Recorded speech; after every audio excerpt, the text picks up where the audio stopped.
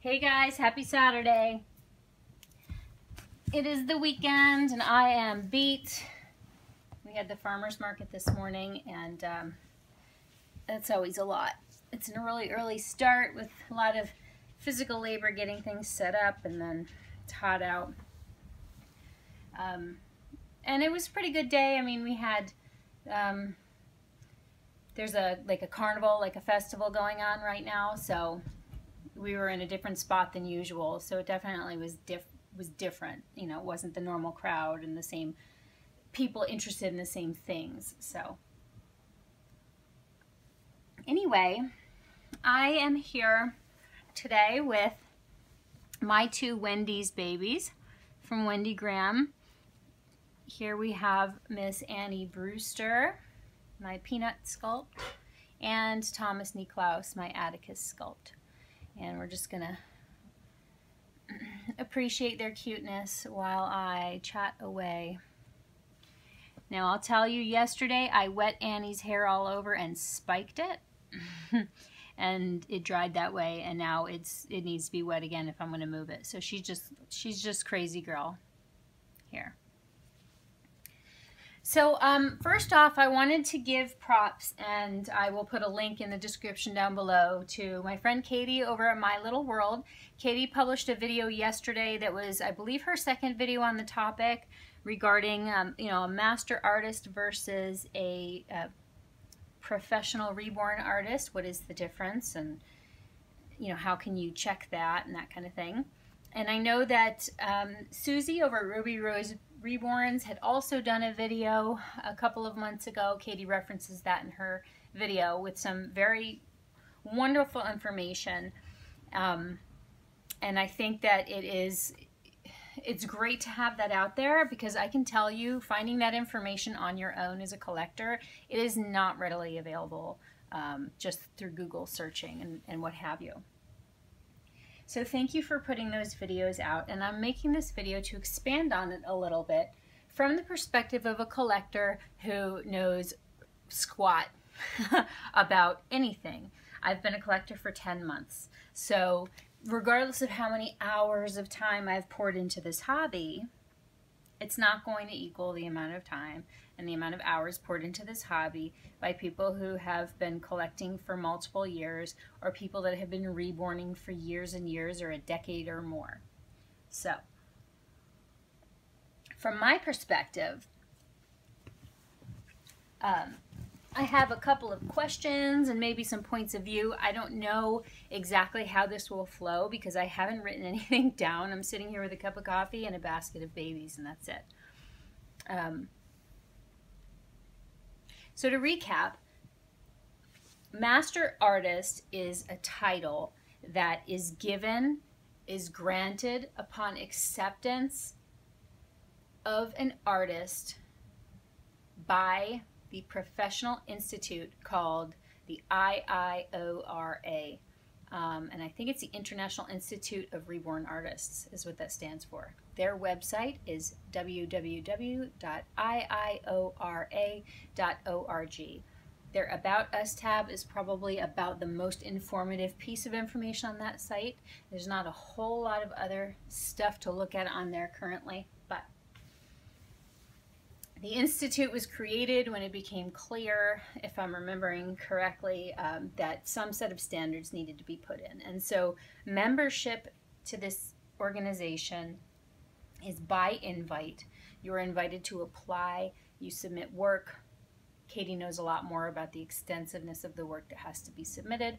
You are evaluated, and Katie says, and I believe her, that a unanimous decision must be made to accept an artist, at which time they are granted a one-year membership that needs to be renewed every year, and they are sent a plaque, a digital plaque, that has Master Artist and their name and the year of membership and the IIORA or IORA crest. And I believe that there is supposed to be a number, a guild number, or a number of some sort that's associated with this title that can be provided and should be displayed. I'm going to interject a disclaimer or a statement here. While I am aware of multiple situations that have happened in the past or are currently taking place, this video is a general address based on the fact that these situations happened, are happening, and probably will continue to happen. If you feel called out or singled out by this video, then I invite you to look at what it is that you're feeling called out about, but I can assure you that I am not calling you out. I am not calling anybody out. I'm not addressing a specific situation. I'm certainly not naming anybody. So it is what it is. It doesn't really matter. You cannot ever say anything to or about anybody, and you could still be taken in the wrong way. So the best I can do is just say, Scouts Honor, I'm addressing a wider situation or a wider risk or a wider problem than just any one situation. So here's my question, or here's my dilemma. As a collector, I cannot search the database of current members and see their plaque or see their number or anything like that, because that is reserved as a function of being logged into the website. In order to log in, you have to be an artist that's registered to log in. So if I'm making a buying decision and I'm considering the quality of the work or how much I can trust the quality of the work, because you never really know until you have that doll in your possession and even have it for a little bit of time, how well it's made and whether it looks like it's pictures and so forth and so forth.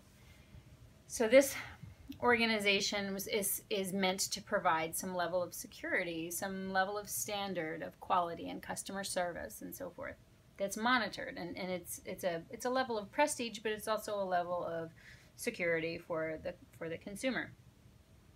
If I can't verify directly with the institution that an artist is in fact a master artist or has been a master artist in the past, based on, this idea that the title is bestowed by membership of the organization, how can I know?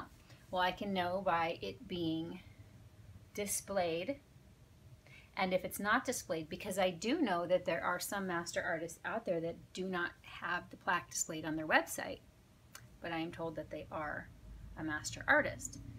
So then I would say Katie's advice is stellar. Ask the artist, and ask the artist if, hey, are you a member of this organization? I noticed that you're calling yourself a master artist, and I know that there's a plaque that's provided by IIORA.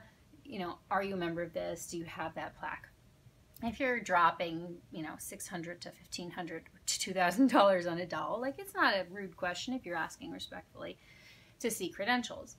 Now, I know that, for example, my husband is a licensed massage therapist. I can log in to the state of Illinois website and search him and find out if he's active. I cannot do that as a doll collector. And it's not a state or federally mandated profession to where somebody's required to have a number. Okay, so that's the first piece of it. How can I as a collector know? The fact that I can't log in and check, and the fact that, how do you become a master artist, or how do you know if somebody is a master artist, is not something that easily returns a here's how you do it response on the internet. Sorry, I'm very animated over here, but I'm realizing that you're just looking at these babies. Then that leads me to believe that this is a function of artists primarily, that it's intended to be. It's intended to be something that is important within the artist world. I don't have an answer for this, but how does it relate to me as a customer or as a collector if it's something that's governed amongst the artist world? If it's governed amongst the artist world, then is it the artist's responsibility to know what a master artist title is?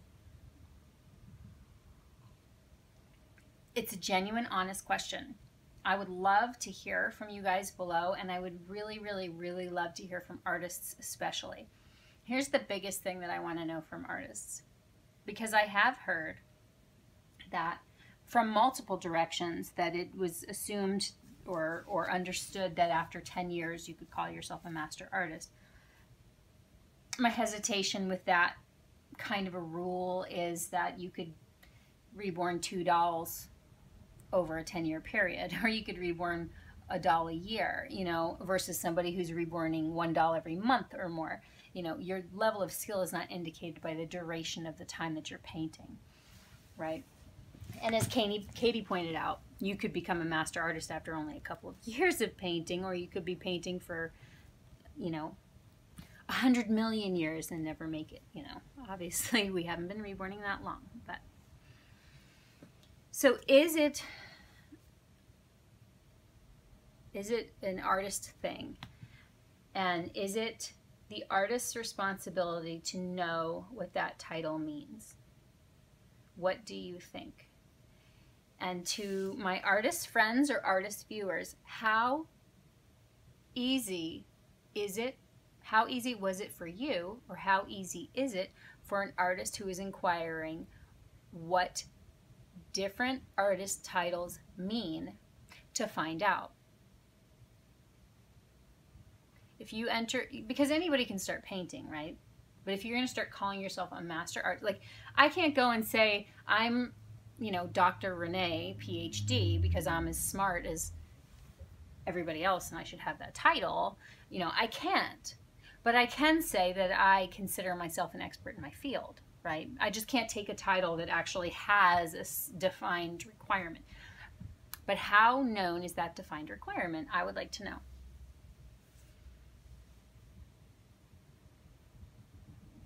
There's no way to know.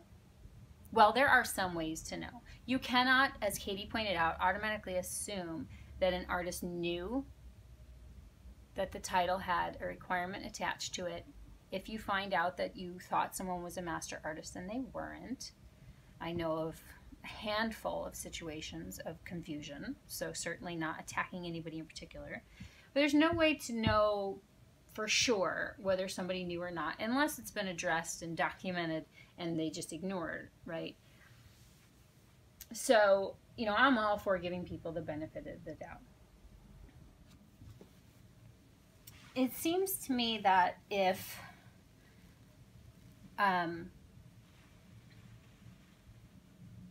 as a collector, if you receive paperwork that has the title and you've been told that, or you've seen that in the advertisements for the doll, that being that you have no way to verify it or not verify it, you are sort of taking the artist's word for it, unless you ask. You know, should we have to ask, let me see your plaque, confirm you're a member? Or is it something that we, as collectors, should be able to take at face value? What if you found out that you know it wasn't true? You know, like what should happen then? You know, should the artist contact everybody and say, hey, I was mistaken?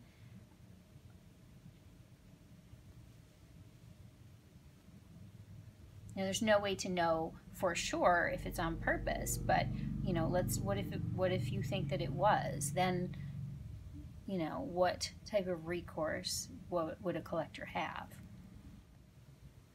But what if, just to play devil's advocate, what if you ask, what if you've been reborning for a while, but you're pretty private about it, or what have you, and you ask around, you ask several people, and several artists say, I don't know, I think it's after 10 years.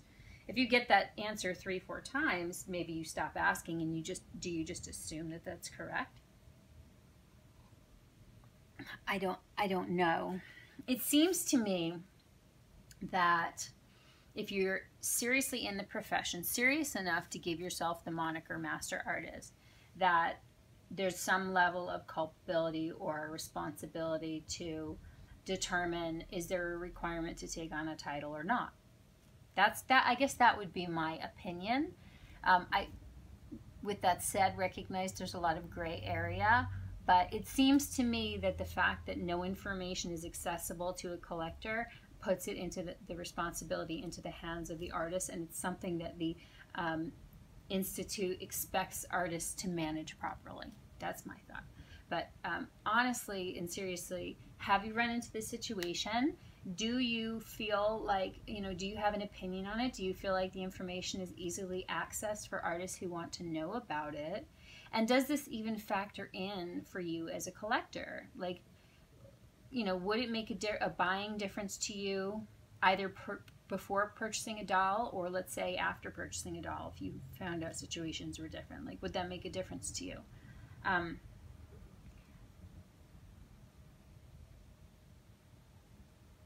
I guess I would say that for me and at least one of my friends, it's like a cherry on top. I didn't even really understand what that meant until, a little ways into collecting. I thought, oh, she's a master. When I got into class, I didn't know what the heck that meant. I didn't know really how you got that status. I assumed there was some requirement, but I didn't know what it was until a couple of months ago. But anyway, so this is the hot topic in my brain and my life right now. Having watched that video and seeing the responses to it and stuff, this is what I'm thinking about. And so and just so you guys know, I've reached out to the Institute to find out if there is a way for a collector to know what, whether or not somebody is and what exactly those requirements are. I haven't heard back from anyone yet, but I feel confident that eventually I'll speak with somebody, and hopefully there is a way for us to know. Because really, now this is getting into sort of conspiracy type stuff or paranoia, maybe not. It's quite possible for for JPEGs or PNG files to be doctored, to be photoshopped, to be edited. So theoretically, somebody could make it up. I have no inclination or no knowledge of that ever having happened, ever. But, if you want to go real deep to it, is there a source you can go to verify or not? All right, guys, thank you so much for watching and looking at these babies. They're so cute. I could just stare at them all day. She is crazy with her wild hair. Brewster is wearing the diaper cover that came with the Babadoo set that Ashley sent to her, and her Peter Rabbit bib and her little flowered shoes and her socks with the flower on the side. And I think she looks really cute. Yeah. And here's my sweet little man. He's still wearing his powder blue sleeper, looking all cozy and sweet, as little boys should. I love these dolls. That is for sure. Thank you for sticking with me and hanging in here for this long video, and hopefully there was some good followable questions in there. Please leave me your thoughts down below. I hope you enjoy a gorgeous weekend, whether it's beautiful weather out or not. I look forward to hearing from all you guys, and we'll talk soon. Bye for now.